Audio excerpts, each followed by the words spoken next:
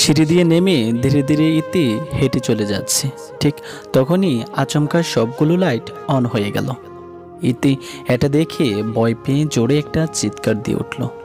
একটু পরেই ইতি শুনতে পেল সবাই তাকে হাততালি দিয়ে জন্মদিনের শুভেচ্ছা জানাচ্ছে। একই সাথে সবাই বলছে শুভ জন্মদিন, হ্যাপি বার্থডে টু ইউ। আর সবাই হাততালি দিতে দিতে ইতির দিকে এগিয়ে আসলো।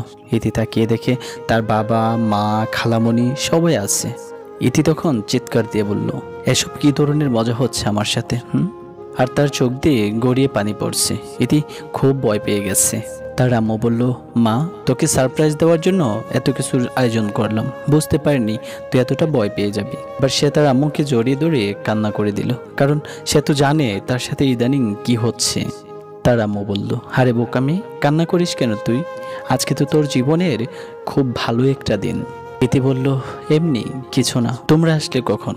আমাকে তো একবারও বলনি যে তোমরা আসবে। তার আম্মু বলল, তোকে সারপ্রাইজ দেওয়ার জন্য না বলেই চলে আসলাম।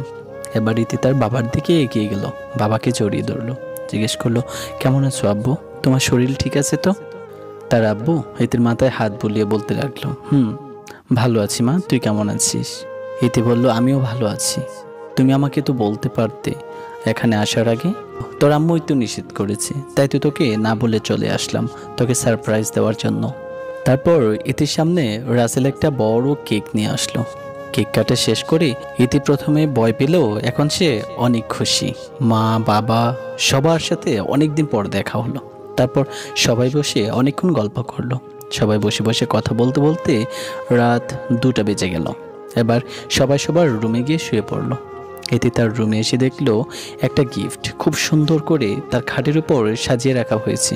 ইতি গিফটটা হাতে নিয়ে খুলে দেখে একটা চিরকুট পড়ে আছে, সাথে খুব সুন্দর একটা বেবি ডল। বেবি ডল ইতির অনেক পছন্দ। ইতি চিরকুট দেখে হাতে নিয়ে পড়তে লাগলো। চিরকুটে লেখা ছিল, হ্যাপি বার্থডে টু ইউ ইতি, জন্মদিনের শুভেচ্ছা রইল। আর হ্যাঁ, মনে রাখো এটাই তোমার জীবনের শেষ জন্মদিন। আর এই জন্মদিন তোমার জীবনে দ্বিতীয়বার ফিরে আসবে না। এই জন্মদিন ভালোভাবে সবার সাথে কাটাও। আর হ্যাঁ, আজকে তোমাকে আমিই বাঁচিয়েছিলাম, কারণ তোমার মৃত্যু শুধু আমার হাতে, অন্য কারো হাতে না। তুমি কলেজে আমাকে খুঁজেছিলে, তাই না?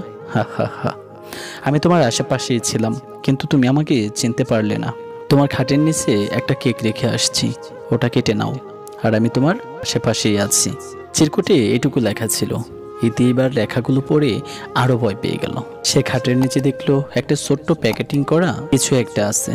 সে ওটা বের করে দেখলো খুব সুন্দর একটা কেক, আর খুব সুন্দর করে ইতির নাম লেখা আছে। এবার ইতি কেকটা কাটলো, একটু খেয়ে বাকিটা রেখে দিয়ে শুয়ে পড়লো। কিছুক্ষণের মধ্যেই তার ঘুম চলে আসলো। এবার ঘুমের মধ্যে সে অনুভব করলো কেউ একজন তার সামনে চাকু ধরে আছে। ইতি চোখ খুলে দেখে কেউ একজন তার সামনে সত্যিই চাকু ধরে দাঁড়িয়ে আছে। ইতির মুখ থেকে কোনো শব্দ বের হচ্ছিল না। ইতি বলতেছে, কি আপনি? আপনি কে? আমার কাছে আপনি কি চাইছেন? আমি আপনার কি ক্ষতি করেছি বলবেন প্লিজ? লোকটা একটা হাসি দিয়ে বলল, আমার তো চাই তোর জান, আর কিছুই না। ইতি ভয়ে ভয়ে বলল, আমি আপনার কি ক্ষতি করেছি? আপনি আমার সাথে কেন এমন করছেন? আমাকে ছেড়ে দিন প্লিজ। ওই লোকটা বলল, এত সহজে আমার হাত থেকে তোর রেহাই নেই, তোকে কেউ বাঁচাতে পারবে না। ঘুটঘুটে অন্ধকার, ইতি লোকটার মুখ দেখতে পারছে না। ইতি বলল, প্লিজ, আমি আপনার কি ক্ষতি করেছি সেটা অন্তত বলুন, তারপর আমার সাথে যা খুশি করুন। আর কে আপনি সেটা আমাকে বলুন।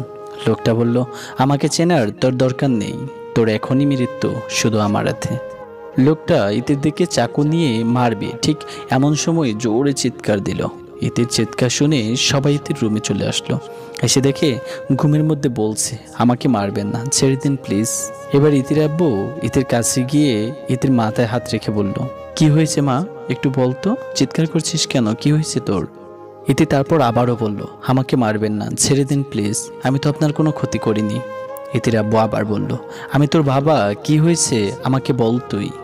এইবার ইতি চোখ খুলে তাকিয়ে দেখে তার বাবা তার সামনে বসে আছে। এবার ইতি আশেপাশে তাকিয়ে দেখে আর কেউ নেই, শুধু তার মা, বাবা আর খালামণি দাঁড়িয়ে আছে। ইতি বুঝতে পারলো সে এতক্ষণ স্বপ্নের মধ্যে ছিল। ইতি তার বাবাকে জড়িয়ে ধরে কান্না করতে লাগলো। আব্বু বলল, খারাপ কোনো স্বপ্নে দেখেছিস মা?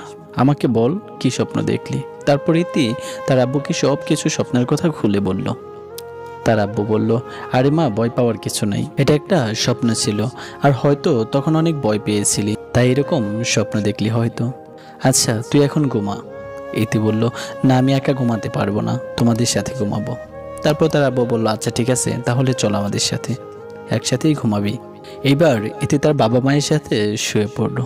সকালে আম্মুর ডাকে ইতির ঘুম ভেঙে গেল। তারপর ইতি রেডি হয়ে নাস্তা শেষ করে কলেজের দিকে গেল।